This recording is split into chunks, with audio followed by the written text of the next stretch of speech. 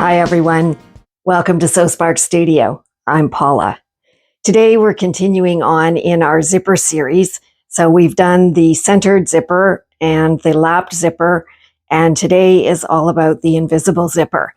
And of course, the wonderful thing about an invisible zipper is that you can't see the zipper if it's properly inserted when you're done, other than the tab at the top of the zipper. So this one is in the side seam of a skirt.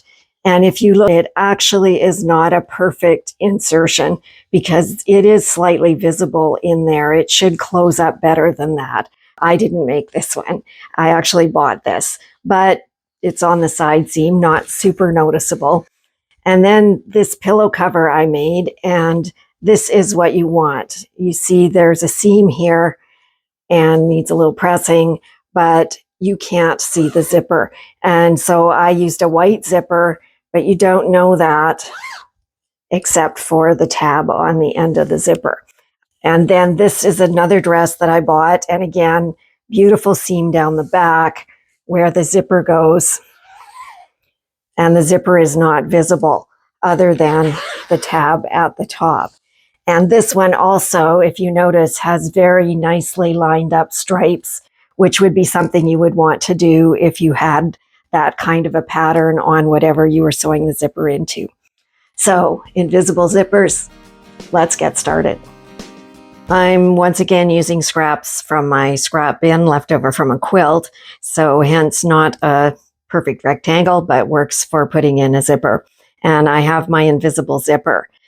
If I was going to use this entire length of the zipper, I would not necessarily mark the bottom of the zipper, but I'm going to make it a little shorter so that I have some space here to show how this is finished.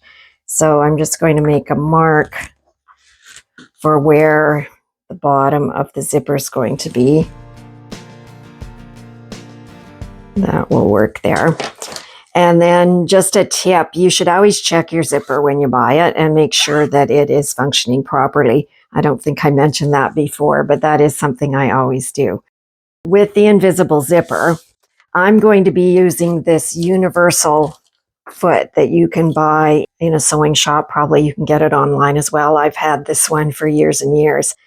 I believe you can get a foot that is made for your sewing machine.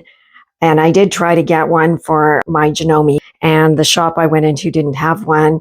And because I have this foot and I'm fine with using this, I haven't tried to find it again, but I could probably find it online as well if I wanted. So this universal foot, if you don't have one, is not very expensive and works, as I said, perfectly well. In the past, I have used the instructions that came with the foot, and they're pretty good instructions for how to do a zipper. I've done them enough now, I don't need these anymore, but that is something that's available if you buy the universal foot. It comes in the little package. To start out with, one of the differences between this type of zipper and the others that I've shown you, the slot and the lapped, is that I started both of those zippers by putting the fabric together and stitching the seam below the zipper and basting the opening shut. And we don't do any of that with the invisible zipper. With an invisible zipper, you put the zipper in first, and then you stitch the seam below the zipper. I sewed this whole zipper in, and I wasn't happy with it. I mentioned that I was going to eyeball the seaming, and it came out inaccurate. And if you're sewing a garment or something like that, sometimes 3 millimeters, 6 millimeters can make a difference. And so I wasn't happy with that. So I'm going to try and fix what I felt didn't go well. So what I'm going to do is press my seams 1.5 centimeters here.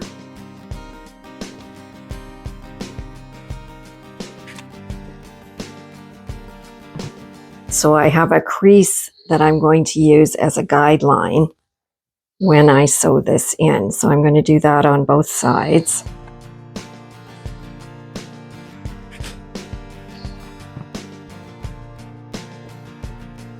And then I take my zipper, and when this is the right side of the zipper, when you are finished, this will be like this.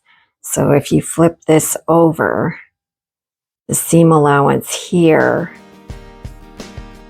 is where that zipper is going to go. So for right now, this is just pinning it to hold it in place, because then I'm going to unzip the zipper and then it flips over upside down. The teeth on the zipper are curled. They kind of curl towards the zipper tape. So if you push that open, you want to stitch right in a little crease there. And I want that little crease right on my line here. And you can baste this in place. You could pin it. You could use basting tape. I'm going to put a couple pins that I can move out of the way as I sew, because I'm going to sew from the top to the bottom. And on this, the bottom is going to be right here where I've marked it. So I'll just put a pin across like that so I know where that is. Now this will come in later. So this is the universal foot, and it comes with all of these blue pieces. And these are the attachment that you would use to put it on your machine. And so because this is universal, it means that it's got these different attachments depending on your sewing machine. So I've kept these three, even though I don't need them and have never used them. I think maybe someday I might, I don't know. So my machine uses this one, which is the longest one of them. So you need to know if your machine is a high shank or a low shank. So I'm just going to show you how you determine that. If you lower your presser foot and you measure from the screw here to the plate, then that is your guideline. So my machine is about 1 inch or 2.5 centimeters, which means it's a high shank machine. If it is 1/2 inch or about 1.3 centimeters, you have a low shank machine. There are 3 different ones here. There are instructions on the package about how to use them and which machines that they are probably suited for. You would have to figure out which of these is best for your machine if you have a low shank machine. Once you've selected the shank that you need for your sewing machine, then this part goes on the presser foot, and there's little grooves in the shank, and you just slide this in, and you can slide it back and forth to position it the way it needs to be on the sewing machine. And then this is fastened in where the shank on your sewing machine goes. So to insert this, I need to actually unscrew the whole shank on my machine and put this one on, and it just goes up underneath. And you have to push it as high as you can and screw it tightly in place, because there's nothing over top of the screw, so it could slide off if it wasn't tight enough. So I do use my screwdriver to position that. This slides here. There's a mark right at the center, and that's where you want your needle when you use this foot. Before you start, you might want to take the needle thread and just put it through the opening here so that that thread is back out of the way.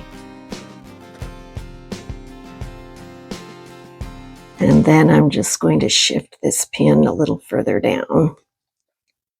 There's this center line here, and then there's a groove on each side of that.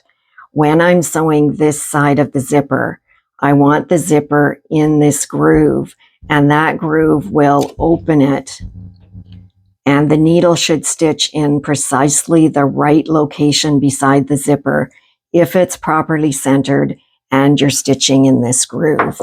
So you open up this curled edge so that it will slide under here. And I want to start far enough down so that I'm on the zipper when I backstitch and not on the fabric. Otherwise, it tends to get stuck when you start to sew. I just want to move that over a little. It's not lined up with my seam allowance. There we go. So I'm going to backstitch. And this is doing exactly what it's supposed to here. It's pushing it to the side so that the needle can sew right down this little groove here, right beside the zipper. And I'm sewing pretty close to my pins before I take them out so that I don't get out of alignment.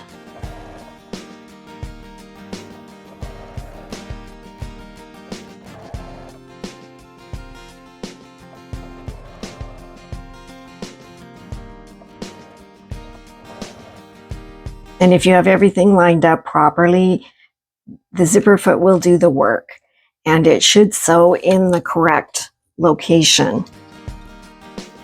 So then we'll snip these threads, and you can see the stitching there beside the zipper teeth. So here's my zipper, and this is what it was like as I sewed it. There's my zipper stitching. And the test is if you fold this back and zip it up, how does it look? And that looks exactly what I want. It is pretty much covering the zipper stitching. And when I zipped it, it zips. If it won't go up evenly, it's possible that you actually sewed on the zipper teeth when you were stitching. You got too close to them. So you want to be able to zip it up smoothly without it catching, and you don't want to see the zipper. And so that side is really good. To do the second side, I'm going to take my piece, I'm going to fold it the way I want it with that seam that I pressed there, and then flip it back this way. And again, for right now, I'm just going to put a pin to hold it. Then I will unzip the zipper, and now I want to set up this side. And that positioning makes sure I get the zipper in the right orientation. Now, when you do the second side, one of the things to check is you want it to be the same distance from the top here so that it will line up properly when you're done. Because you don't want one side to be down here and the other up here when you're all done. You want it to be even there. So look at how far this one is from the top, and you want this to be the same on this side. And then I'm going to do what I did before. I'm going to line up that crease in the zipper tape with that crease that I pressed on my fabric.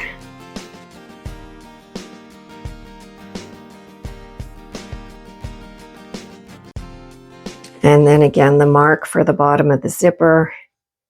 And I'm going to just pin across so I know where that is. So this time when I stitch, I want my zipper to be feeding down the groove on this side of the needle. So I'll be rolling the tape towards the left as I stitch this one.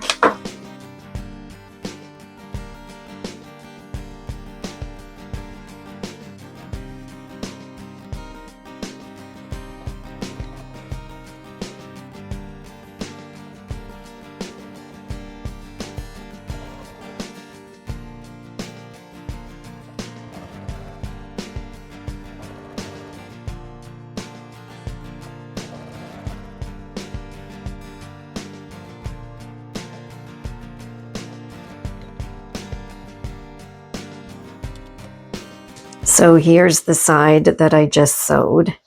And again, stitching right down beside the zipper teeth so that looks like it should zip up properly. So again, I'm going to position this and check. And I'm looking first of all at the seam, and you can see how the zipper is completely covered. You wouldn't even know that was a black zipper except for the tab at the top. Then is it lined up here? That's another thing that I want, because if it's not, that can affect other parts of what I'm sewing together. So the zipper looks great. Now we need to finish off this seam at the bottom of the zipper. And this part I find can be the most challenging part of doing an invisible zipper. Once you get the technique for stitching the zipper in, it is probably one of the fastest zipper types that I know. But I do sometimes have a challenge getting this bottom seam stitched, because where your seam connects into the zipper, you want it to be seamless. You want it to look like you can't tell where the zipper starts and where the seam starts. And so you need to connect it in there nicely, but you have this thickness of the zipper to deal with. So I'm just going to start right now by pinning this. And this is where, on this type of zipper, you would always stitch from the bottom of the zipper down to the bottom of whatever it is that you're sewing. If you sew from the bottom of the garment up, if you're at all uneven, you can get up here and have a pucker in there because it won't fit right. So you're going to start at the zipper and work your way down. And this is one reason why this seam is not stitched before the zipper is put in. To finish the bottom, what you do is take this foot and push it to the left so that the needle is going to sit close to the side of the foot. You don't want it touching it, but you want it as close as possible to the side of the foot there. And then this goes under here. I'm going to pull out the bottom of the zipper, and I want to sew as close to my stitching here as possible. What I find challenging is getting both sides exactly the same when I do this. And honestly, sometimes I have to do it a couple times when I do it because I don't get it lined up quite right. So I'm starting a little bit above where I stitched the bottom of the zipper, and I am going to back stitch here.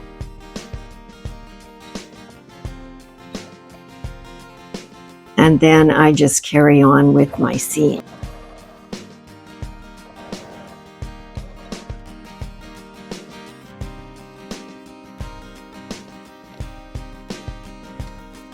So you can see I'm not right on top of that stitching. I'm very close to it.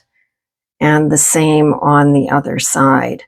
So how does it look when you open it up?